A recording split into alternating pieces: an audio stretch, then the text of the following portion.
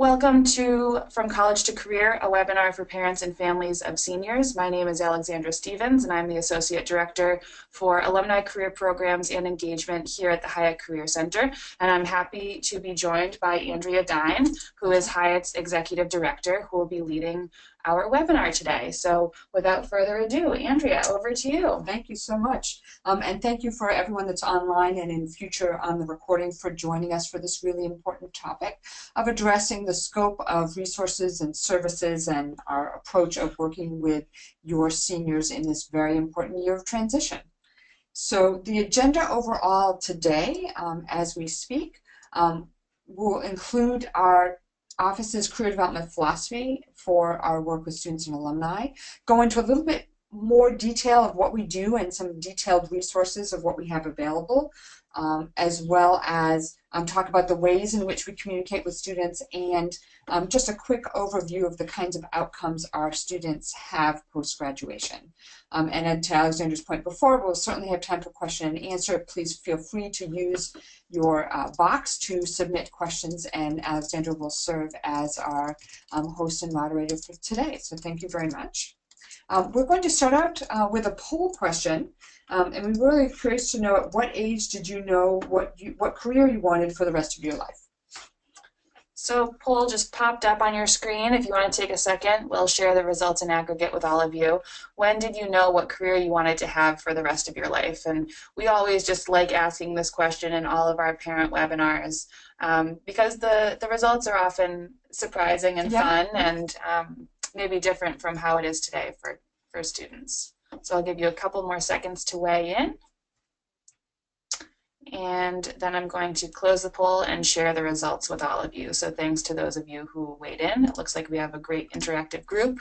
So Andrea, about a quarter knew already in the formative college years. Some, about a third in their 20s, 20% in their mid-career range, 30 to 49, and a brave quarter are honest with us to say that they're still figuring it out. So thank you so much for sharing that.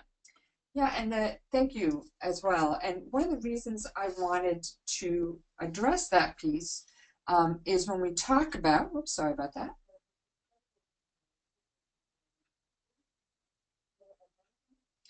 When we talk about the work we do with students and alumni, our Career Center offers career services for life. So almost 75% of those folks that responded indicated that they decided on career. We had almost a quarter that are still working on it, but many, the vast majority, did so after their undergraduate years or after that age of after 21.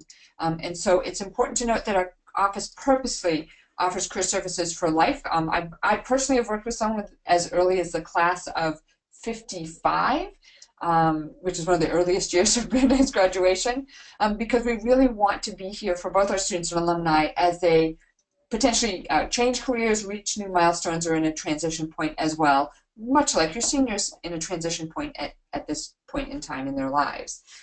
We really focus on students' self-actualization, understanding who they are and how to articulate that to others.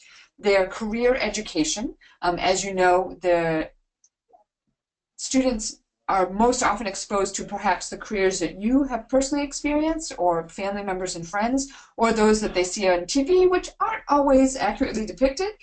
So that career education component is important as well to see where they potentially match in the world of work.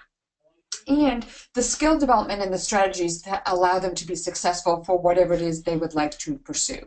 And so we really work with students as the whole student, looking at that sort of package of all the valuable things about who they are and what they bring to the table to fit that into the world of work in an appropriate way where they have satisfying roles and careers as well. And to do this, of course, we don't do this alone. So we engage a vast community of employers, colleagues, folks like yourselves, alumni, greater Brandeis community, etc., to achieve this mission. And so in many ways, our office serves as conveners to bring parties together to support students and alumni in their development.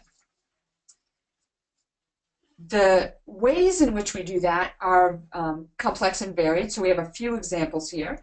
One of the earliest pieces we work with folks is that self-awareness and skill identification. As you know, for a liberal arts degree, a degree may not map directly to a specific career field. We don't have students here studying civil engineering and then they're going to get a civil engineering job. That piece of having the awareness and being able to articulate the skills they've developed as a result of their areas of study is that critical transition and translation point for students to be able to articulate their values to employers. The other piece, as we mentioned before, students may not know a tremendous amount about career fields, industries, and roles. And so we also work with our community partners to educate students on those different options so that as they make decisions, they're really going in an educated way and going in eyes wide open. So to that end, I have another poll question for you. I'm curious, as we start talking about the other specific resources we have, if you know what your seniors plan to do after graduation. So the poll is up on your screen. If you want to just let us know quickly where Andrea can spend the majority of the time today, that would be great. So is your senior planning to work full-time? Are they planning to go into a service program like AmeriCorps or Teach for America? Are they headed to graduate school or professional school, which would include law school or med school? Are they going to travel or do something else entirely? Or are you not quite sure, or are they not quite sure? And there is no wrong answer here. We just want to get a pulse of the group. So I'll give you a few more seconds to weigh in. And thank you for letting us know, and we'll share the results with you. So it looks like, you know, split between working full-time, graduate school, maybe one or two traveling, and then a good number not quite sure yet. Yeah, absolutely. And that's perfectly fine. And actually these ratios hold up really well because generally, give or take, we always have folks that are doing travel or fellowships or those kinds of things. In the end, which I'll show you the data a little later in this conversation, about 2/3 of students go into the workforce in some way. About 1/3 go into graduate school. Those are rough numbers. I can show you actuals later. But so that ratio of that 36% and 14% is fairly accurate in reflecting what our students do after graduation. I'm so sorry that this slideshow keeps reverting on me. So there are skills for all of those areas that are important. So whether someone's going to graduate school or they're going into employment, there are components that are important. And so that includes things like the skills I mentioned before, etiquette, networking, presenting themselves professionally. I'll go into more detail about differentiating job and graduate school in a little bit. Certainly interviewing, negotiation, more and more critical, and sort of that search strategy, and I've included job and internship here, but I'll talk about graduate school a little later in the presentation as well. Here's some examples of sort of concrete on-the-ground programs that Hiatt offers. Actually, one is tonight. One example is tonight. You'll see the employer engagement. So last year, 2015-2016, we engaged through recruiting about 590 employers over the course of the year. And that's a pretty steady number. It's increased over the years, but 590 is just a little bit over the year previous.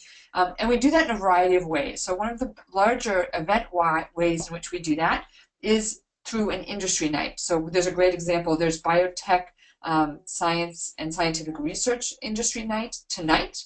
And so that's very exciting. We have folks from all kinds of industries in that area. And that industry nights serve a couple different needs. It includes that bringing employers to campus who will be recruiting, but as if not more importantly, it allows students to understand the scope of a field, the differentiation of roles within that field, and the different specialties within those roles. And so it provides an opportunity, even if they're a younger student all the way through senior year, if they're still figuring things out, to really engage with an employer and have an in-depth conversation about what is the work that they do in a less stressful environment than just jumping into a job interview and trying to kind of sink or swim in that scenario.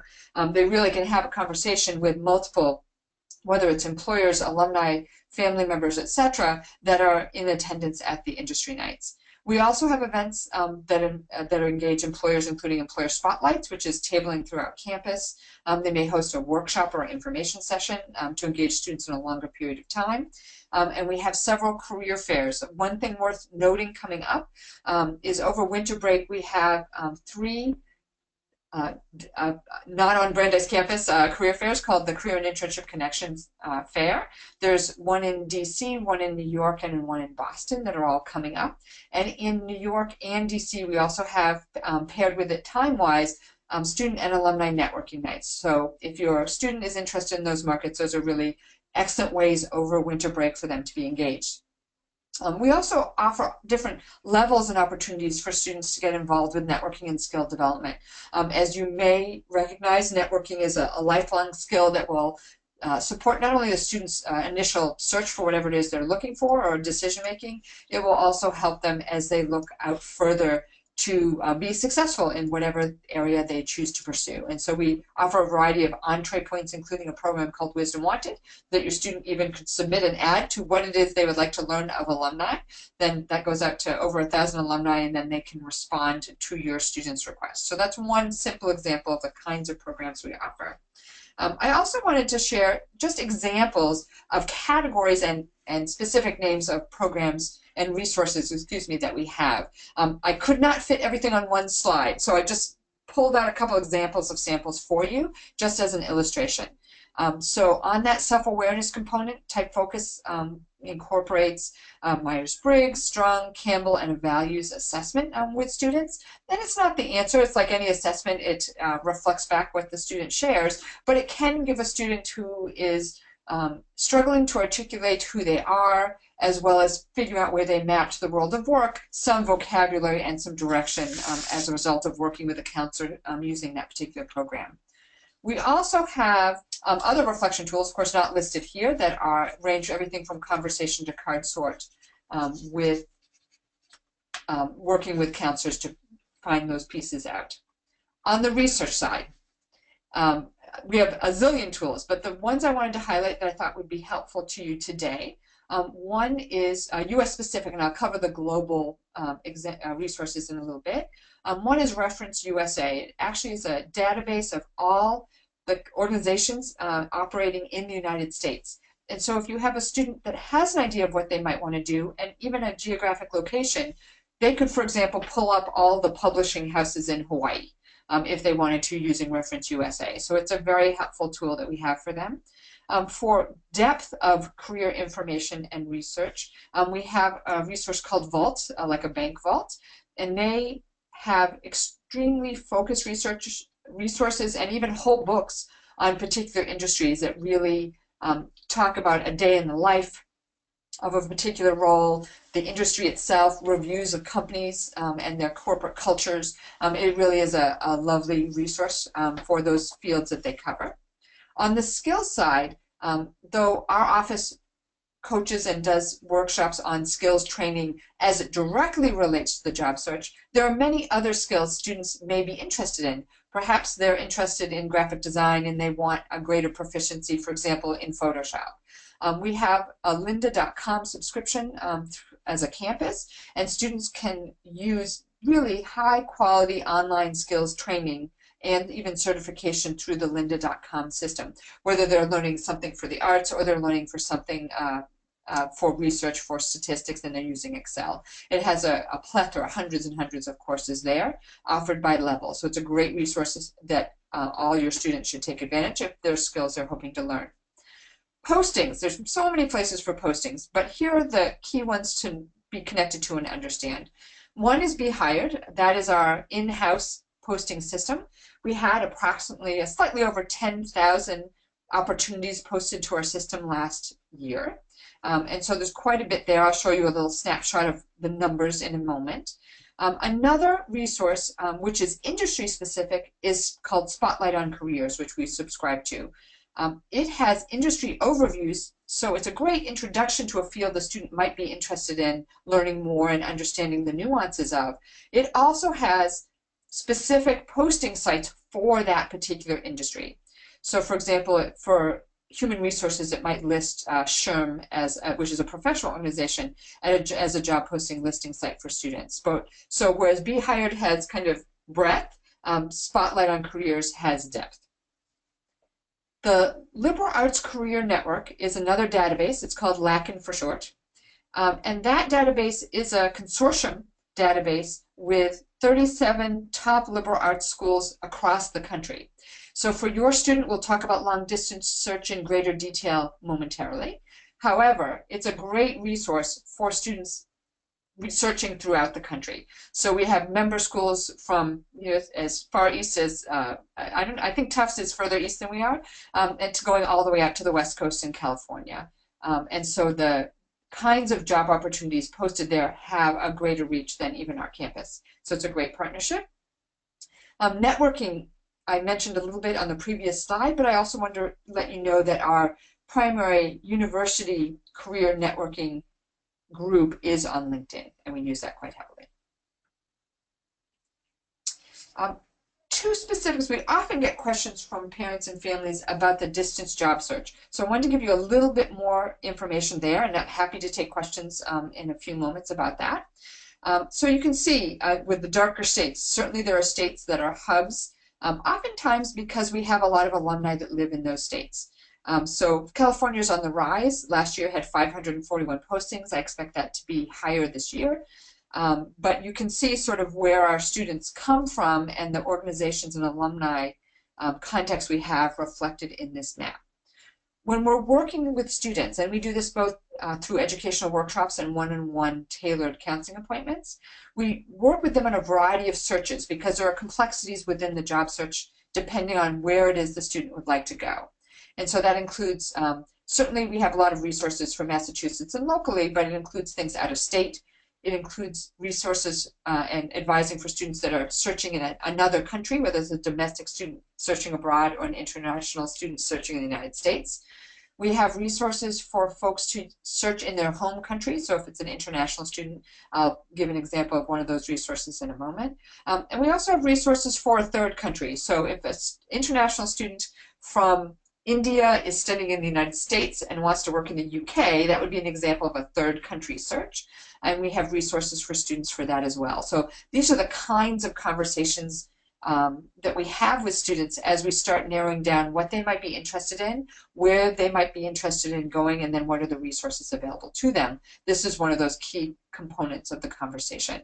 As I mentioned already, the LACN database has a greater Midwest and West Coast diversity of opportunities because of the member schools in those locations. We also have an international resource called Going Global. And Going Global is helpful in a variety of ways. It includes resources both for the United States and international countries and cities. It has resources around how that culture or country conducts a job search. And it may be quite different from the norms in the US. The documents could be different, the process could be different, the cultural norms of communication could be different. And so Going Global encompasses those pieces by location. It also has an international database of job opportunities. Another very common question we'll get from parents and families is, when should a student be searching? So I should have put preparation begins now maybe at the top of the slide. I think it's never too early for a student to start putting the pieces together about what it is they'd like to do, what they'd like to target, and what are, educating themselves about that field and starting networking. So that is now. However, when organizations are actually hiring, and particularly if your student is a December grad or a May grad, there usually is, depending on the industry, a certain period of time during the year where organizations are recruiting. So there are some fields or types of organizations that recruit year-round. So government's a great example of that. Technology and computer science is another great example of that. There are opportunities year-round. Organizations are recruiting all of the time for in those particular areas. However, other industries have more focused times. They may recruit in a small way during some parts of the year, but then they have a very recruiting focused schedule for graduating seniors. So in the illustration that you see to the right, we've attempted to kind of bring that data together. There are early outliers that are fall semester recruiters. And the students are actually very actively in those searches right now.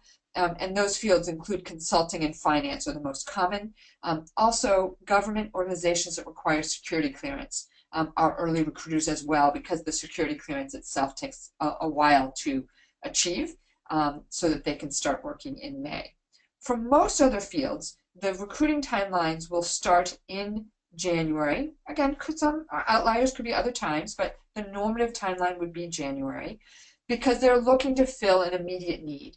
And a majority of the recruiters that are hiring college students are actually, the organizations are to medium to small sizes. So these are organizations that are doing relatively just-in-time hiring and are starting to look at their hiring needs in January for May. So that's a much more common timeline for your student to be actively sending out resumes, cover letters, etc., writing samples for their particular job search. Yeah, Andrea, you just saying just in time reminded me too of our career fair, of course, called the Just in Time Career Fair. It happens in April of each year. And we call it that because we really do want to let so many of our students know, especially seniors, they're starting to stress out by April and May leading up to graduation, and so many employers are still hiring. And so that career fair so late in the year helps to highlight those more immediate needs, as you just said. And also we continue to get job postings throughout the summer from employers looking to hire recent graduates. So it's really important for your student to stay tapped into our office and to not feel that they're too late in the game. Yeah, absolutely. That's an excellent point. And I would add to that, some of your students may be incredibly engaged on campus. Maybe they're conducting original research. They may be doing a thesis for their major. It is not uncommon for a student to not start their job search until May. Now, if a student chooses to do that and start their job search in May or June, obviously we are here for them. We're full service to them throughout their lifetime. However, obviously, it's not a reasonable expectation that they'll start their job search in May and be employed in May. But what we see is students are very successful, gaining employment even post-May. As Alexandra said, postings come in all summer. Our students are generally highly desired in their fields of interest. Therefore, again, as you know, employers hire year-round, and so that is then reflected in the hiring cycle of students. And not to leave the graduate school process in time. Leave it behind. As you know, some of your students are maybe already heavily in the graduate school or law school search process. I want to make an important side note that our office works specifically on graduate and law school. There's a pre-health advising office that specifically works with students going into medical professions. And so they are the experts and they work very closely with students going into those particular professions. That being said, our office really serves as a process expert on the process of considering, is this the right time to go to gain an additional degree? What schools, what's the strategy for selecting schools? What's the strategy within your application about writing your personal statement and some of those other elements? We are not content experts on every specialty a student may be interested in pursuing. As you might imagine, our students are as areas of interest are as diverse as their majors, and they are really quite explicit, whether they're looking to go into ornithological research, for example. And so we really defer to the faculty for their academic expertise for academic specialties. Our strength really is that working hand in hand as a partnership with your student as a considerate approach and then go through the graduate school application process. We do host graduate schools here on campus and are connected to graduate school webinars as well if the schools are further afield. So we do have fairly extensive guides available on our website that are 20+ page guides walking students through step by step what they need to know, what they need to think about if they're looking at financial aid, what should they be thinking about including in their personal statement depending on what area of study they are pursuing. And so we have those resources. We have a series of workshops in person here on campus as well. We offer connections, though we don't offer our own test prep. We do offer connections, discounts, and sessions with area providers for test prep, whether they're thinking about a general requirement like a GRE or a specific test like the LSAT for law school. And we also convene panels of students that have, and alumni who have been through the process. So they can then also advise those folks approaching the process, whether that's now or in the future, what they should take into consideration if they're thinking about test prep or looking at elements of a particular graduate program and how they should weigh those decisions. We convene those on a regular basis, both online and in person. And so we have a dedicated pre-law graduate school advisor as well that students are welcome to meet with. However, we have so many folks that go to graduate school both immediately and sometime post-graduation. Students are really welcome to work with any of our career counselors on this process, and as they have all been through it themselves as well. The other common question that I'd like to address with folks is how we communicate with your student. I worry sometimes we over-communicate with your student, but in some ways I'd rather risk over-communicating than under-communicating. We're available on a lot of different avenues. I mentioned Be Hired before. That's a hub for us of job postings and also houses our calendar. But we communicate with students in person. We email them, web, Facebook, Twitter, Pinterest, YouTube. Those are our primary channels. But here are the timelines or the ways in which we do it. We do have a weekly newsletter that is predominantly event, workshop, and career fair focused. So students receive that on a weekly basis. We have targeted emails, and we found, like much about marketing, targeted emails are more effective. So as we have, whether it's a topic or a particular employer or particular opportunities that we are sending or sharing with students, we will drill down to reach just those students that potentially are interested in that particular opportunity. And so that could be by major or geography or an interest they've indicated to us, either by their past behavior or literally written to us and told us they're interested in a particular area by indicating that in their Be Hired account. We also get out and about. So we host drop-ins around campus, and that includes everywhere from the gym, which is Gossman, to the library, to the campus center, so that we are running into them in the places where they congregate. We also attend and table at major events on campus. For those of you who have come to, whether that's orientation or the student activities fair, those kinds of things where there's a lot of students. And we also have a lot of relationships and partnerships with faculty, staff, and other departments to help us with marketing as it relates to their particular department. So those are the most common ways. There are also other specialized ways, but those swath-wise, those are the most common ways in which we communicate with students. Outcomes, and so I highly recommend, we actually just enhanced this website yesterday, so I highly recommend you take a look at it. For our graduation outcomes, we share that on a Hiatt Reports blog, which is, you can see the address on the right-hand side. Our students do extremely well after graduation. The national standard for surveying students about what they do after graduation is a data collection that closes December 31st after they graduated. So it's not quite, but it's essentially 6 months after graduation is when we take the snapshot of what folks are doing. So that would include those students that haven't started their job search potentially until May or June. And as I said before, there's not quite 2/3 that are going straight into full-time employment of one kind or another. Just shy of 1/3 going to graduate school. And these numbers are pretty normative. So when we say this 97% are engaged in something after graduation, that's a fairly normal number. That may vary 1% or so over years, including the recession, but they are very steady. The illustration that I call the spaghetti map, sorry about that, on the right-hand side of the screen is an interactive map. So I highly recommend you go to the Hiatt Reports blog. It's interactive, so you could click on any major and see what did those students do immediately after graduation. The data are separated into several sections. You can look, in this case, the illustration is mapping major to industry or vice versa. So you could say, what majors go into financial services and click on financial services on the right, or you could say, my students a health science, society, and policy major on the left, click that and see all the different industries that folks with that area of study pursue. There's another page that drills much further down, and you can look at major and what industry. You can also look at the employers in which they were first employed.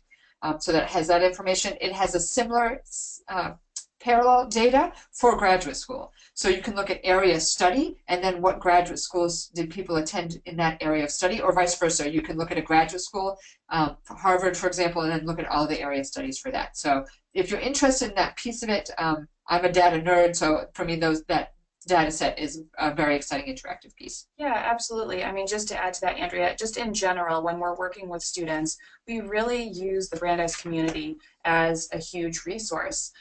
Seeing what alumni have gone on to do is a great way for students not only to explore careers, but see what potential actual employers are out there, and then to connect with them for networking purposes. Absolutely. So we have a number of ways that students can access this network, not only from this tool right here, but to LinkedIn and doing searches by major for alumni and searches by industry, and then also even our Brandeis Internship Exchange. It's essentially a Yelp database where students can write reviews of past internships to share with other students that might be interested in them. So we have a number of resources, and we really want to highlight the breadth of knowledge available specifically in the Brandeis network.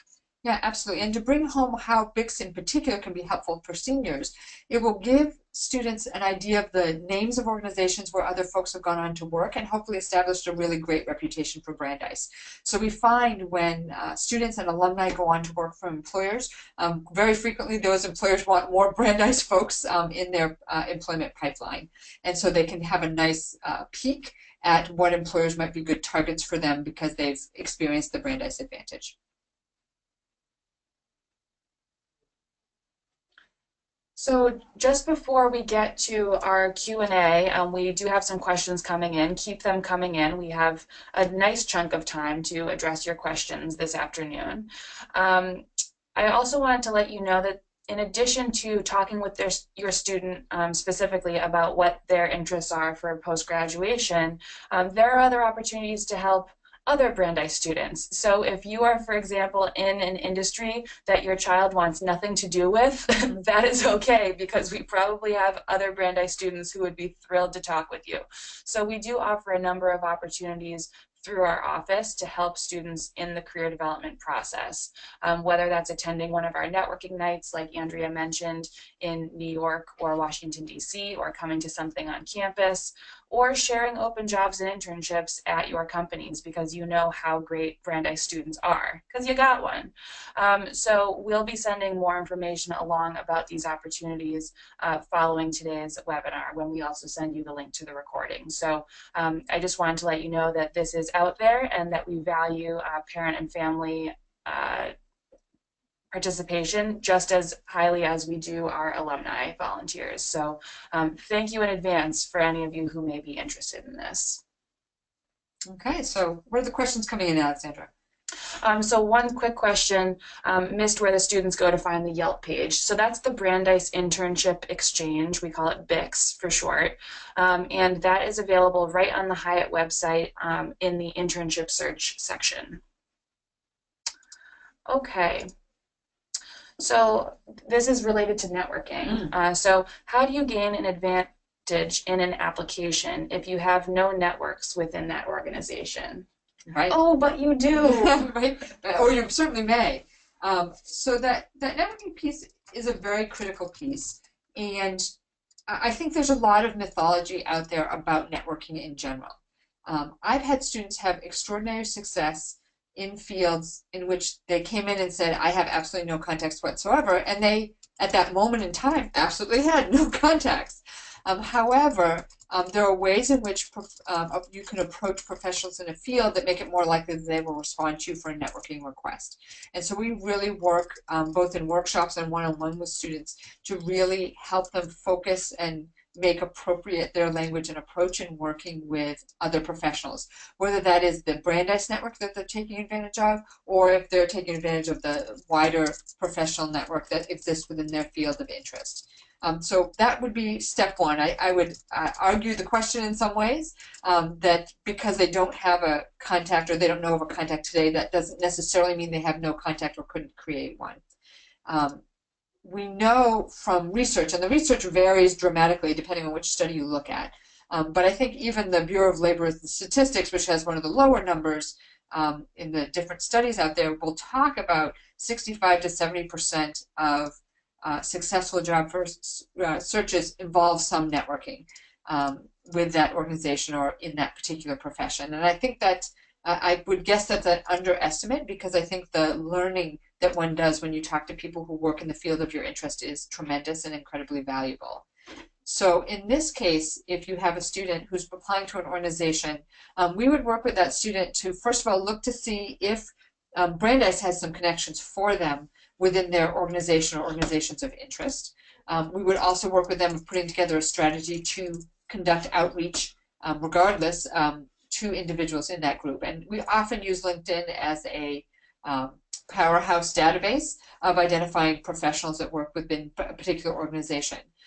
For networking in that way, I often recommend students speak to people who were recently in that position, whether they were a new college grad and went into that position and now they've been promoted, or that they moved to another organization. I think students often have the stereotype that they need to somehow talk to the president of an organization or the CEO of an organization, and that's somehow going to get them a job. And I'm not saying that's not impossible. I guess that statistically could happen, but I don't think that's the most common route. I think the learning curve of learning how to network and understanding an organization, its culture, and its needs is far more common.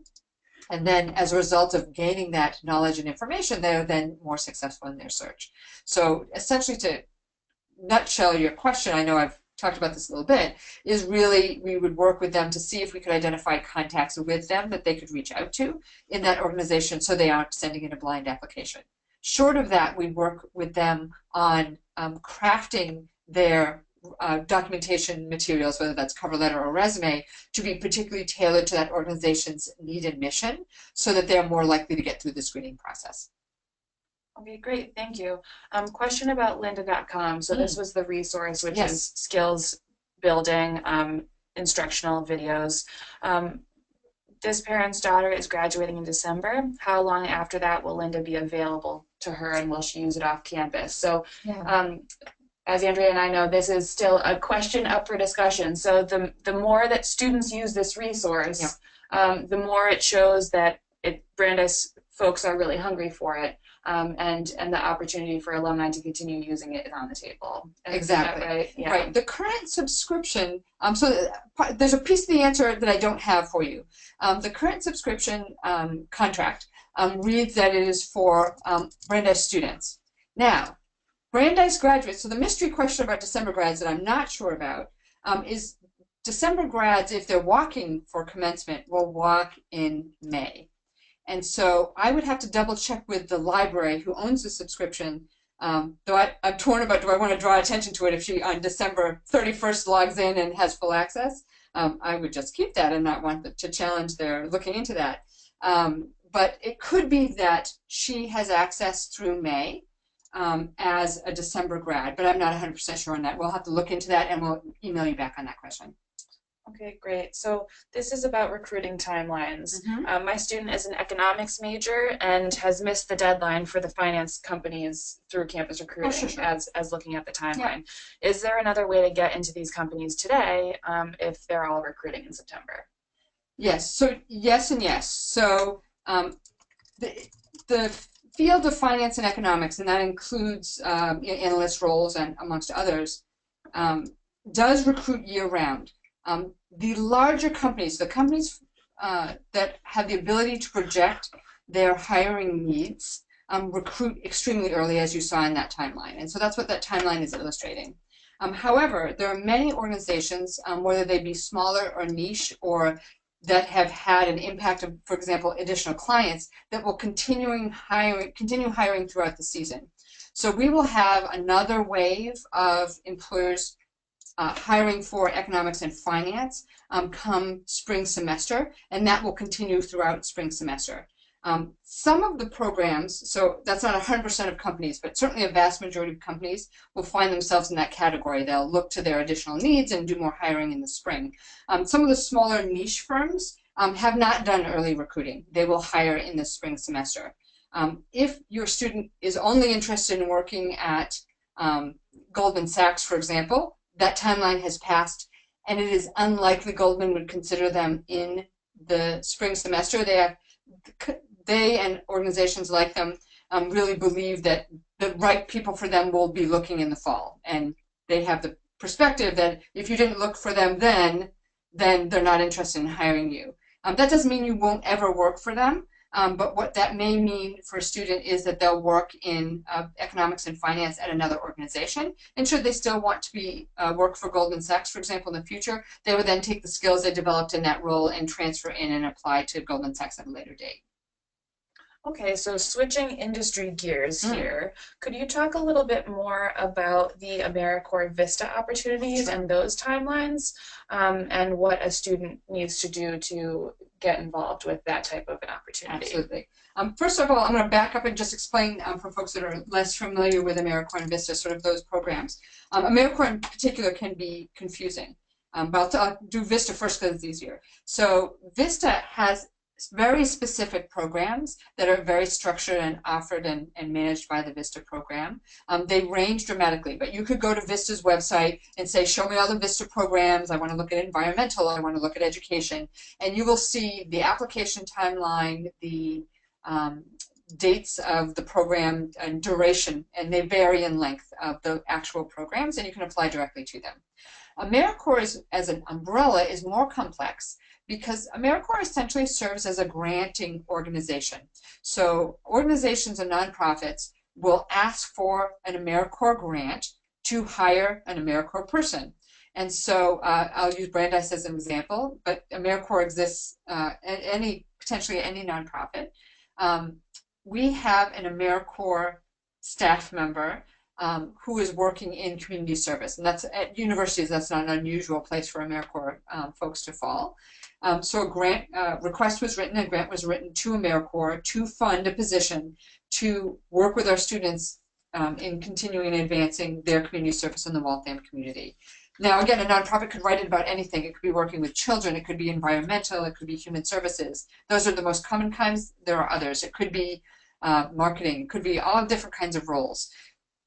So the positions themselves that you apply for under the AmeriCorps umbrella are very diverse, and their timelines vary. So you could actually, a senior that graduated this past May could actually apply for a current AmeriCorps position today. So their timeline is far more diverse. It will generally follow sort of that nonprofit zone. They'll post as early as January and just keep posting. January is a little early, but they'll post throughout the whole year and into the next.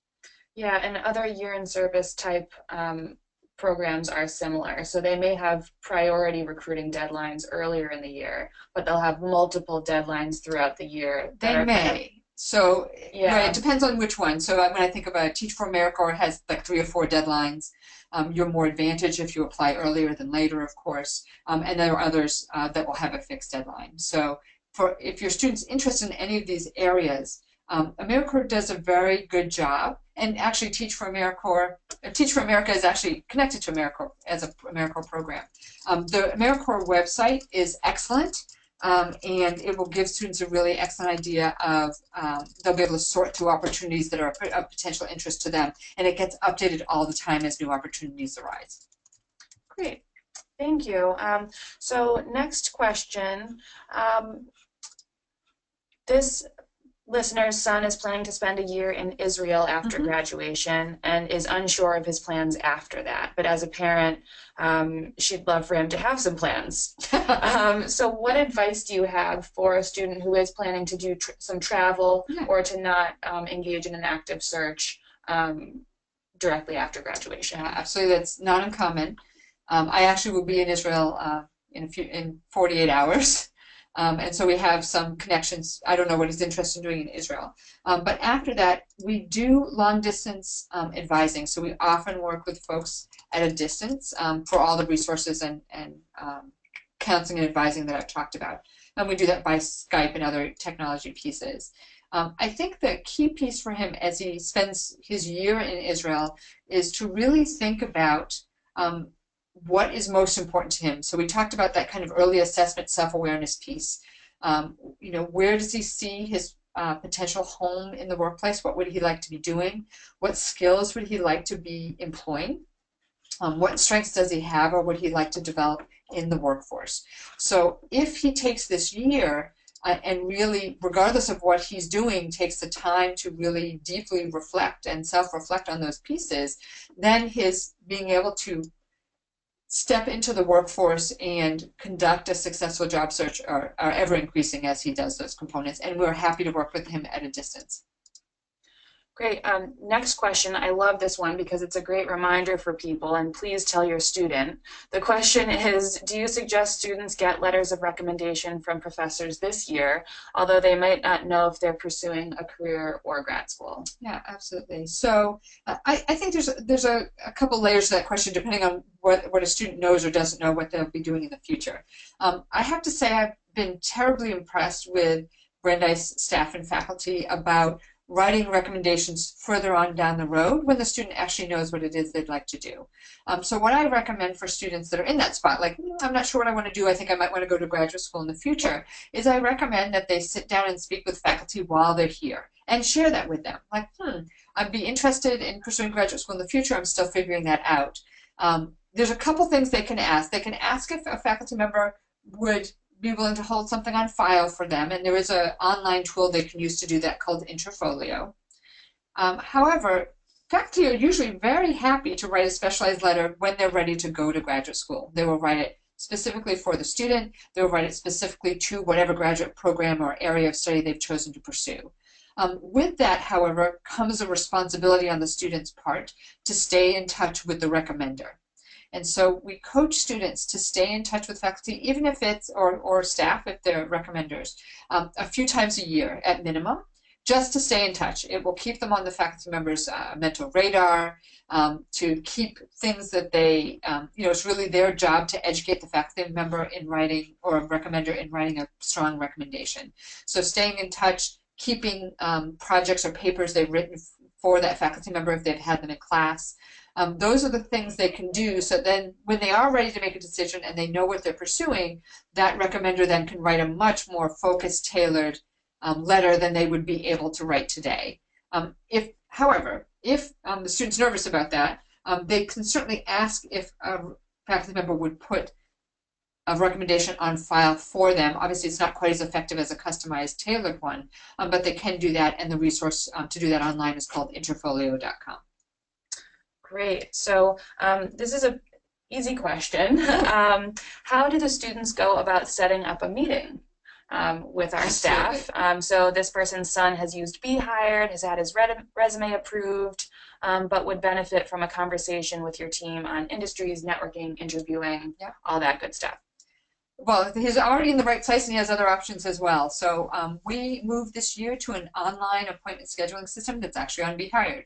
So all your student would need to do is go to Be Hired, which it sounds like he's already doing, and click Get an Appointment, and he can schedule with a staff member. If he's more a high-touch kind of person and he wants to come in, he can certainly call the office to schedule an appointment or stop by our front desk and they would be happy to help him. But I think you also bring up a good point that there are different ways to meet with our staff members. So our drop-in appointments are something we offer every day. They're 15 minutes, typically for quick questions and initial resume reviews and cover letter reviews. And then there are those hour-long appointments or half-hour-long appointments that can get into more of the meat, like what you're saying. So our drop-in appointments are held by both our career counselors as well as our peer career counseling staff. So students could actually come in and meet with our trained student leaders. And that's a nice low barrier for entry for some folks who are just getting started with our office. But drop-ins are different than an hour-long appointment, definitely in the scope of what they can accomplish. Absolutely. So this is another great question. So this parent is trying to encourage the use of all types of job resources, not just Be Hired or the equivalent. Absolutely. So do you have a breakdown on the how a student made the contact of a job that they got?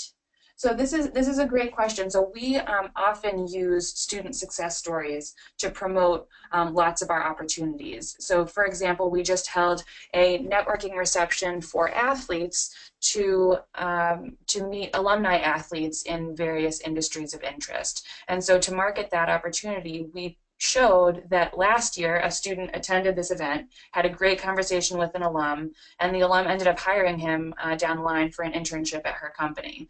And now she was back again recruiting other students. So it's these types of success stories we really want to promote to be able to better highlight how students actually go about getting that job.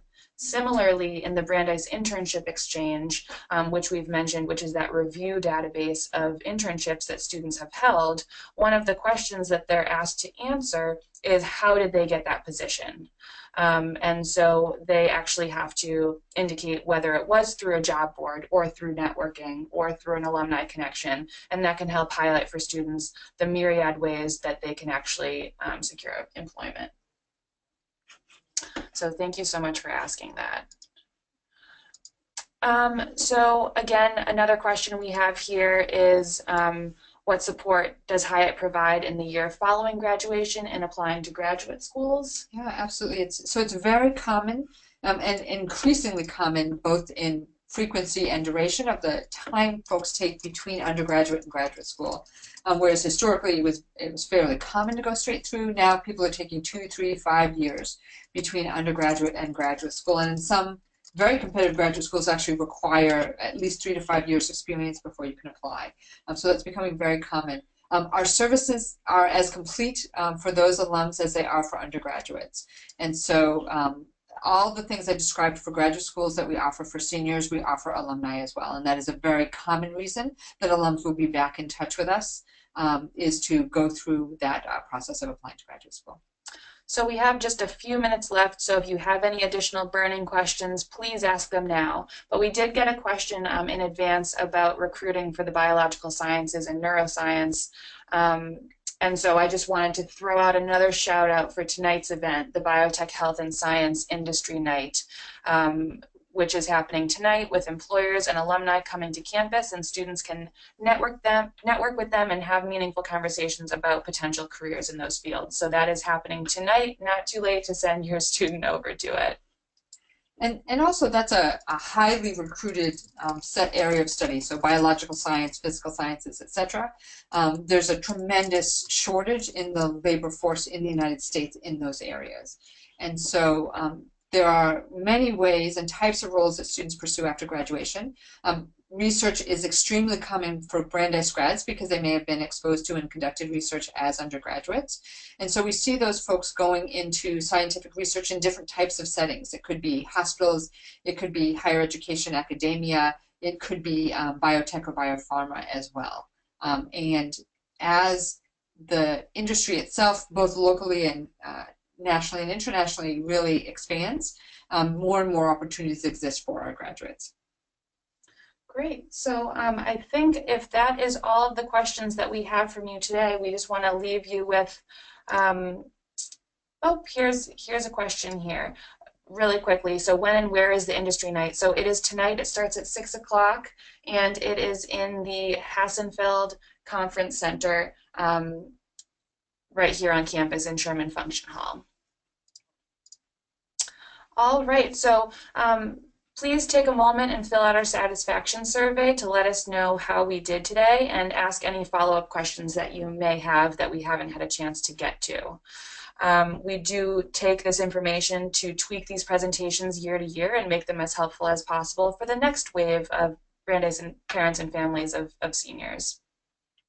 I also wanted to let you know that you are all invited to attend our alumni webinar series. So I run a monthly webinar series on a variety of career development topics that are open to the full Brandeis community. So you can see that whole event list at the website on your screen.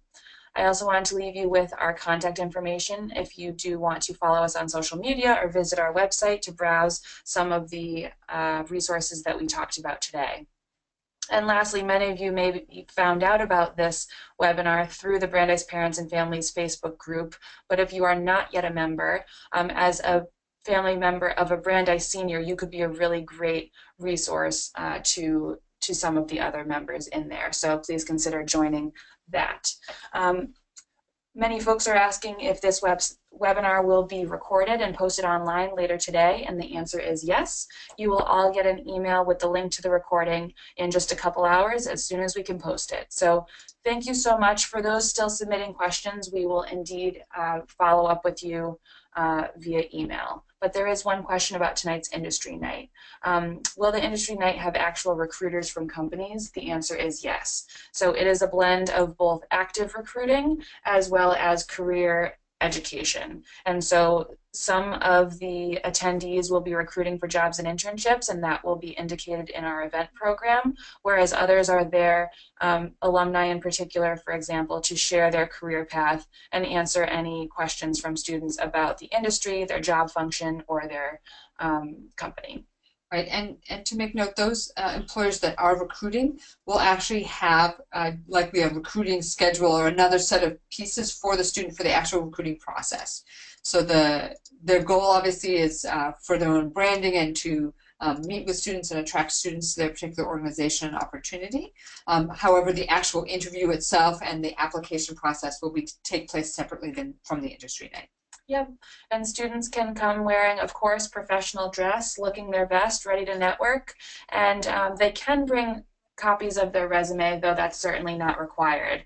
And you know, as they're talking with the networking contact, it will come up whether that's appropriate to present a resume or not. Usually at such a first meeting, we don't necessarily advise it, but we can advise on when would be appropriate to do so. So tonight is for biotech, health, and science, and we've held other industry nights throughout the year in other fields, and those are all available in our calendar.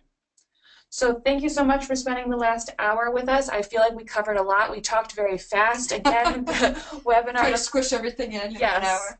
The webinar recording will be available later on this afternoon, so you can pause and play, as will the slides. They will be publicly available, so feel free to also share with your student that you are a great marketing vehicle for us, so we appreciate your partnership in that. Thank you. Thank you so much, and have a great rest of your day.